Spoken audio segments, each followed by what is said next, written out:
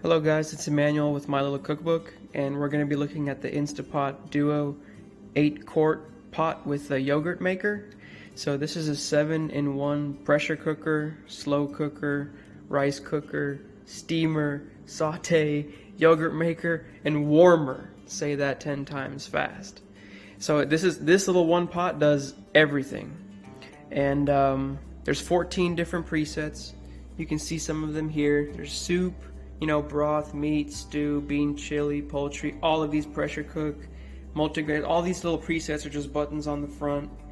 On the website it says that it's easy to clean, and I can attest to the fact that it's easy to clean. It's like cleaning one regular pot, so it's the same work as you'd be doing either way.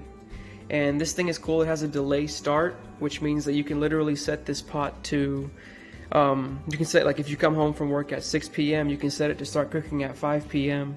and that way when you get home you have like a perfectly warm meal ready to go.